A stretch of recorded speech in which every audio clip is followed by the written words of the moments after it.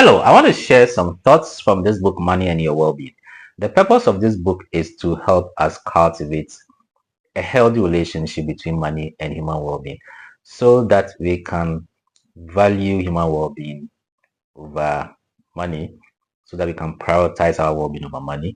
The goal is that we should not see money as an end in itself, but a means to a certain end, and that end is well-being. That is why when we relate financial freedom to well-being, we can look at financial freedom from different aspects.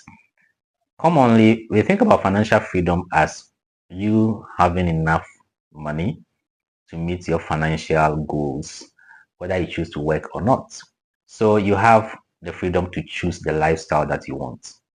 You have the freedom to choose how to use your time, how to use your intellect, how to use your gifts, your abilities. You have the choice as to how you want to use your talents.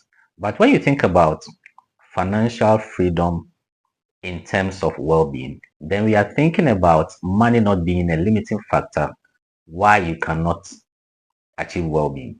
And when we say money is not a limiting factor, it could mean that you have enough to meet your financial goals, whether you choose to work or not. Or it could also mean that money is not a limiting factor because money doesn't play so much of a role in you achieving some aspects of well-being. For instance, we know that when we talk about well-being, there are two major components. We have the survival component, we have the happiness component. So if you have money goals towards well-being, those financial goals mainly are to buy survival and to buy happiness. I have done a video whereby I discussed how to find substitutes for money when it comes to achieving happiness and a good self-esteem. It means that your financial goals towards well-being does not need to include using money to buy a good self-esteem and to buy happiness. Then your financial goal towards well-being is directed mainly towards finding survival.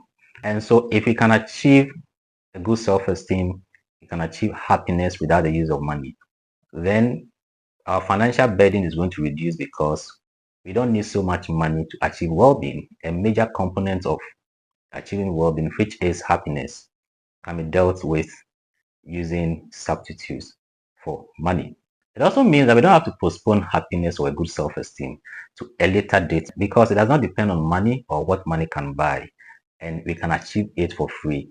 For something that we can achieve for free, we don't need to postpone it to a later date. We can always have a good self-esteem now. We can have happiness now. Then we are left with just having financial goals towards achieving survival. And when we talk about survival, we are referring to the basic things that we need, like food, shelter, clothing, means of transportation, healthcare, and so on. So in that sense, when you're having money goals towards food, you are thinking of the basic functions that food performs, which is satisfy hunger and to nourish the body with some nutrients to support the structures of the body and the functions of the body. When you think about shelter, you think about the functions it performs to keep you safe, accommodated. You think about clothing, it covers your body, it makes you look decent. And then means of transportation, whether it's public or private, you still have to reach your destination. So you think about your financial goals in terms of the basic functions of the basic needs. However, when it comes to survival needs, we can stretch the argument that it depends on the taste of the person. It depends on the value system of the person. So for some people, food means much more than satisfying hunger, satisfying taste, and nourishing the body. For some people, food should make them look good. All right. So you can have somebody who posts food on social media for people to look at the food. That means that for that person, food is doing more than satisfying hunger, satisfying taste, and nourishing the body. Food is drawn into the function of giving you a good self-esteem and making you look good. And that can make it appear as if you need a lot more money to survive. So when people believe that they are having survival problem, and for that matter, they have some financial burden, they have some financial stress. It is not always the case that they don't have food to eat, they don't have a place to sleep, they don't have something to wear, they don't even have a car to drive, they cannot have means of transportation. But it also depends on their taste and their value system that determine what they consider as enough or as wealth when it comes to their survival. So when it comes to happiness and a good self-esteem, you can find alternatives to money to achieve these ends. So that the major reason why you should need money is that you want to find money to buy survival, which is non-negotiable. You can find alternatives to money or substitutes for money when it comes to a good self-esteem and happiness. When it comes to survival, food to eat, a place to sleep, means of transportation, paying for healthcare, and so on. It's very difficult to find substitutes for money towards achieving these ends. So before you conclude that you have money problems, you have some financial burdens, you have financial stress, first of all, you must understand that the greatest human pursuit is well-being.